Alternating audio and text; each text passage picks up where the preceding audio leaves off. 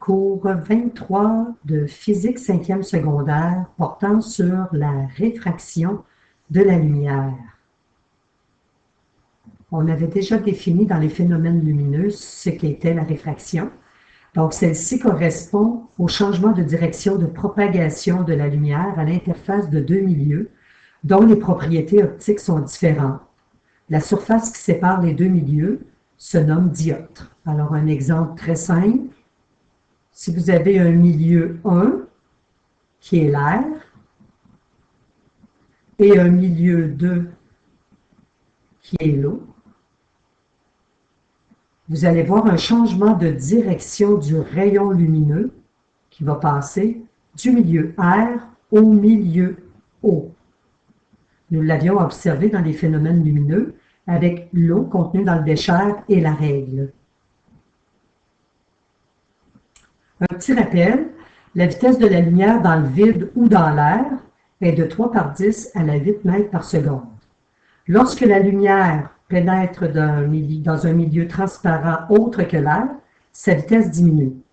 Donc, la vitesse de la lumière dans le vide ou dans l'air correspond à 3 par 10 à la 8 mètres par seconde, mais si celle-ci passe, par exemple, dans le verre ou dans l'eau ou dans le diamant, elle va être inférieure à cette valeur. La propriété que possède un milieu de réfracter la lumière se nomme la réfringence. Plus un milieu est réfringent, plus la vitesse de la lumière va diminuer. Il est possible de quantifier la réfringence d'un milieu. Pour ce faire, nous calculons l'indice de réfraction. Sa variable, c'est n. Donc, on peut calculer l'indice de réfraction du milieu à l'aide de la formule suivante. N étant l'indice de réfraction du milieu, C, la vitesse de la lumière qui correspond à une constante de 3 par 10 à la 8 mètres par seconde, et V, la vitesse de la lumière, mais dans le milieu transparent. On retrouve des indices de réfraction à la page 79 du manuel dans le tableau 1. Voici un exemple, celui de la page 79.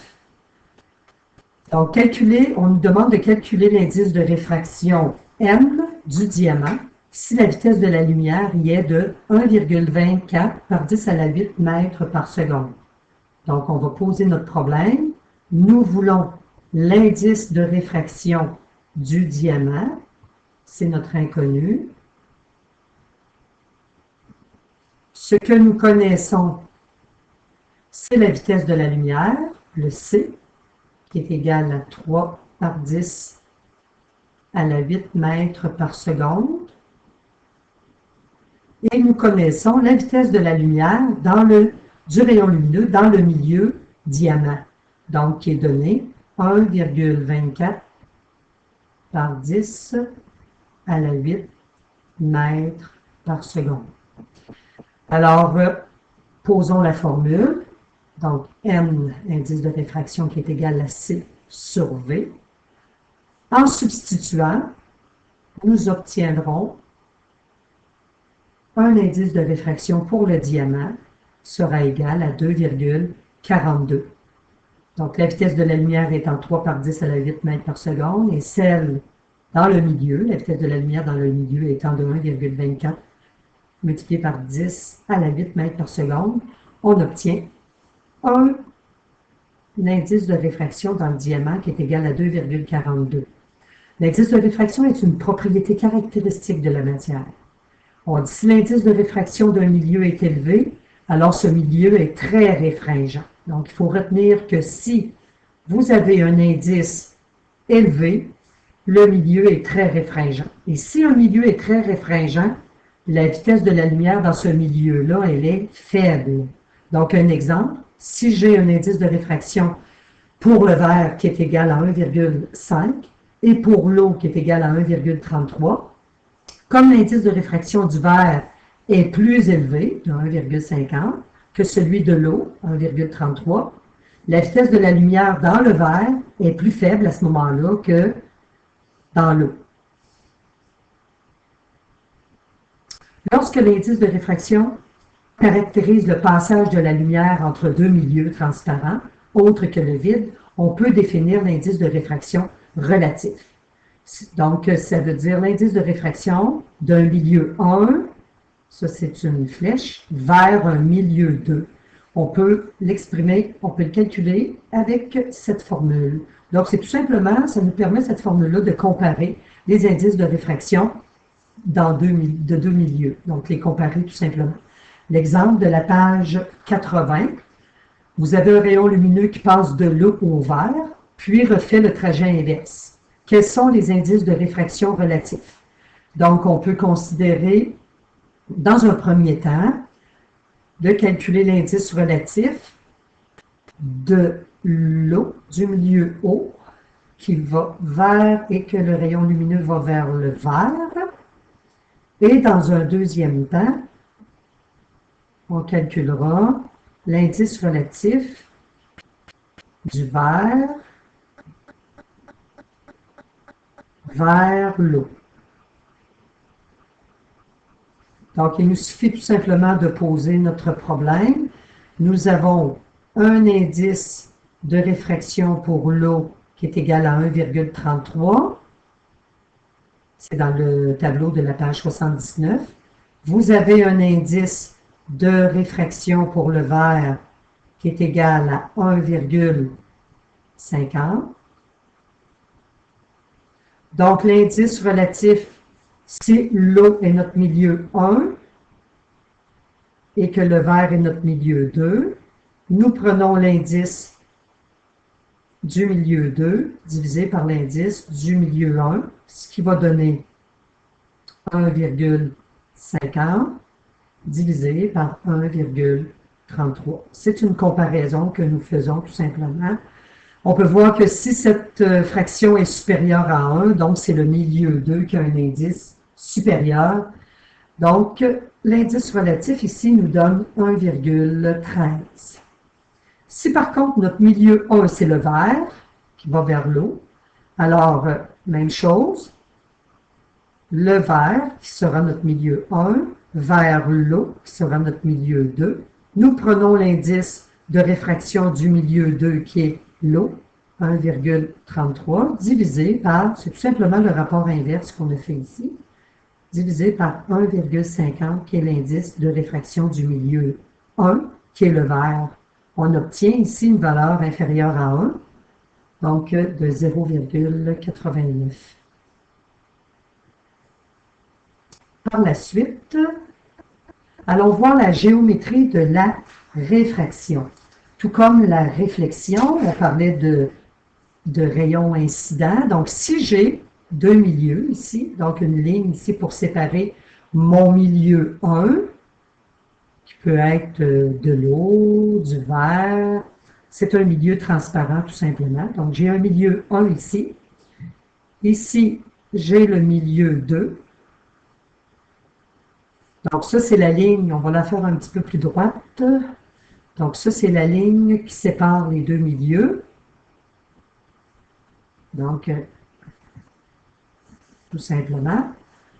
On a la notion aussi de normale, qui est une perpendiculaire à notre surface. Ici, c'est notre milieu transparent. Donc, tout comme la réflexion, notre normale, elle est perpendiculaire. Nous avons aussi un rayon qui est incident, donc comme pour la réflexion. Donc, ça, c'est le rayon incident. Nous avons aussi un θ I ici, qui est un angle d'incidence. Donc, θ I correspond en degrés à l'angle d'incidence. L'incidence.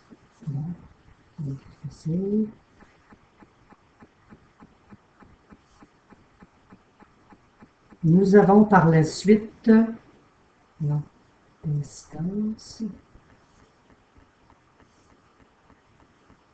Notre rayon, au lieu d'être réfléchi, il sera réfracté. Donc, ça, c'est l'angle d'incidence.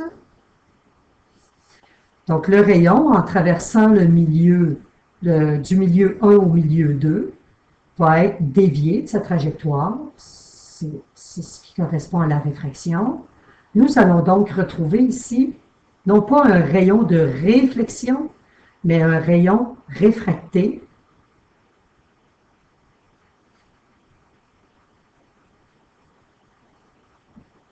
Même chose pour l'angle. Nous allons trouver un θr pour rayon, pas rayon, mais angle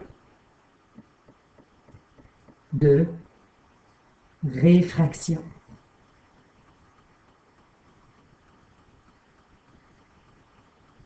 Et voilà. Par la suite, on va mettre en comparaison les deux possibilités qu'on peut rencontrer lorsque nous avons un rayon qui traverse un milieu transparent à un autre. Donc, on va mettre les deux situations en parallèle. Donc, ce qui peut se produire, c'est la chose suivante. Donc, vous avez votre milieu 1 qui, lui, a un indice de réfraction 1 et vous avez un milieu 2 qui, lui, a un indice de réfraction N2. Une possibilité qui peut survenir, donc ici j'ai tracé ma normale, c'est la suivante. Alors, vous pouvez avoir un rayon incident qui forme avec la normale un θi qui sera inférieur à l'angle de réfraction dans notre milieu 2. Donc, c'est la première possibilité qu'on peut rencontrer. Donc, on peut rencontrer que θi est inférieur à θ2. Si c'est le cas, alors l'indice de réfraction dans notre milieu 1 est supérieur, c'est un milieu qui est donc plus réfringent. Donc, dans le milieu 1, notre indice de réfraction est supérieur à l'indice de réfraction du milieu 2. C'est très important de retenir ceci. Donc, ça veut dire que le rayon lumineux dans le milieu 1 a une vitesse inférieure que le rayon lumineux dans le milieu 2. Et lorsque la vitesse est inférieure dans un milieu, le rayon est plus près de la normale. Ici, la vitesse de la lumière est plus élevée dans le milieu 2, alors le rayon s'éloigne de la normale. Lorsque la lumière a plus de facilité à voyager dans un milieu, l'angle formé avec la normale est plus grand. Et à l'inverse, si vous avez un milieu 1, d'indice 1, d'indice de réfraction 1, et un milieu 2, d'indice de réfraction 2, on peut voir la chose suivante. Alors, on trace notre normale. Donc, l'angle dans le milieu 1 d'incidence va être plus grand que l'angle dans le milieu 2. Donc, nous avons ici un θi qui est supérieur à un θr. Donc, ça implique que le milieu 2, il est plus réfringent. Ici, ce milieu-là, il est plus réfringent. La lumière a de la difficulté à voyager dans ce milieu, donc le rayon se rapproche de la normale. Et si le milieu est plus réfringent, ça veut dire que l'indice de réfraction est plus grand. Donc, l'indice de réfraction dans le milieu 1 va être plus petit que l'indice de réfraction dans le milieu 2. Donc, le milieu 1 est moins réfringent que le milieu 2. Donc, ce qu'on va retrouver, donc la vitesse de la lumière dans le milieu 1 va être supérieure à la vitesse de la lumière dans le milieu 2. Si on revient à notre première situation, ici, la vitesse de la lumière dans le milieu 1 va être inférieure à la vitesse de la lumière dans le milieu 2 du rayon lumineux, la vitesse du rayon lumineux, tout simplement. Donc, ce serait plus adéquat d'utiliser le V. On va utiliser plus la variable V à ce moment-là. Donc, vous aviez la vitesse du rayon lumineux dans le milieu 1 qui va être inférieure à la vitesse du rayon lumineux dans le milieu 2. Donc, même chose à l'inverse ici. Donc, dans le milieu 1, le rayon lumineux a plus de liberté, il s'éloigne de la normale. Donc, la vitesse de la lumière dans le milieu 1 est supérieure à la vitesse de la lumière dans le milieu 2. Donc, ici, c'est le milieu 2 qui est le plus réfringent. Ici, c'est le milieu 1 qui est le plus réfringent. Donc, ce milieu-là, il y a une capacité à faire dévier le rayon lumineux